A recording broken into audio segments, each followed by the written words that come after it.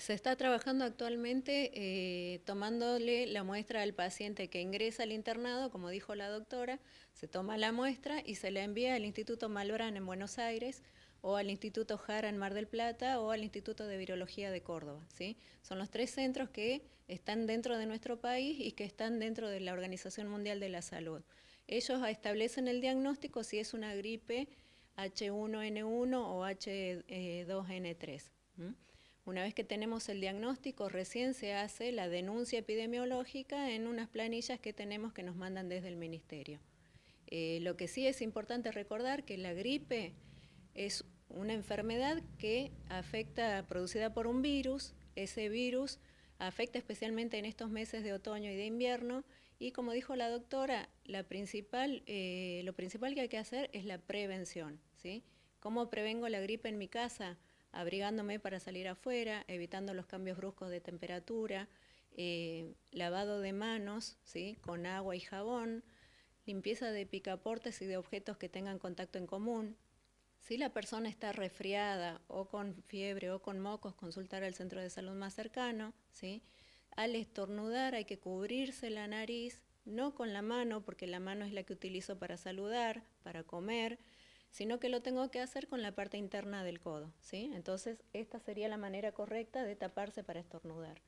Otra forma de prevenir la gripe es ventilar los ambientes, sobre todo guarderías, geriátricos, donde haya mucha cantidad de personas, en los lugares de trabajo también, ¿sí?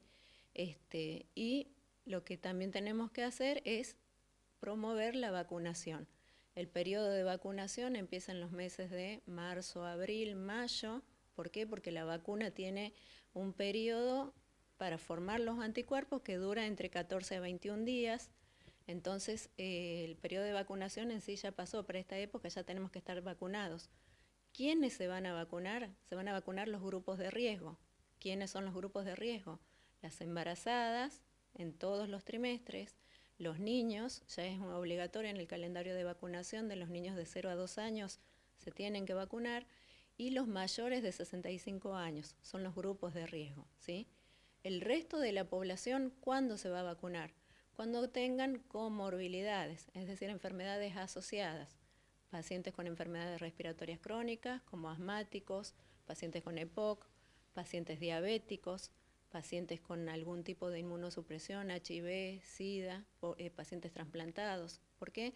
Porque en ellos sus defensas están muy bajas y la gripe los puede matar, ¿sí? Como sucedió con el paciente que teníamos internado.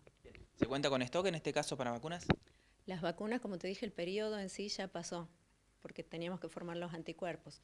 Igualmente el Ministerio está proveyendo de estas vacunas, pero sobre todo para los grupos de riesgo, ¿sí? No es necesario que los vecinos acudan ahora masivamente por lo que se ha generado justamente. No, no es necesario. No es necesario porque si bien todos estamos expuestos a un síndrome gripal, a un síndrome respiratorio, tenemos que prevenirnos con las pautas que le hemos dado, y las vacunas sobre todo para las personas de riesgo, cardiópatas, diabéticos, vuelvo a repetir, trasplantados, obesos, obesidad mórbida, ¿sí? Niños menores de 2 años y abuelos mayores de 65 años. ¿Cuál es el mecanismo? El mecanismo de transmisión del virus. El mecanismo para poder venir en este caso a vacunarse y de alguna manera justificar si se es un grupo de riesgo cuando no están justamente entre las edades especificadas. Bien, el mecanismo para saber si estás dentro del grupo de riesgo tenés que tener tu médico de cabecera y preguntarle, pero sobre todo si tenés alguna enfermedad crónica, diabético, hipertenso, trasplantado renal, esos son los grupos de riesgo a los cuales su médico seguramente le dijo vacúnate, ¿sí? Y antes de esta época. Las vacunas se están colocando en el centro vacunatorio de acá del hospital, y en el centro de día también se están colocando las vacunas antigripales. ¿Es necesario traer un certificado? ¿Hay un horario en especial en el cual deben concurrir? El horario generalmente es de 8 a 12, 12:30 a 1. El certificado, si está dentro de los grupos obligatorios de 0 a 2 años y mayores de 65, no es necesario. Y dentro de los que tienen grupo de riesgo, sí, un certificado donde su médico diga, indico colocar vacuna antigripal porque es paciente hipertenso, porque es diabético.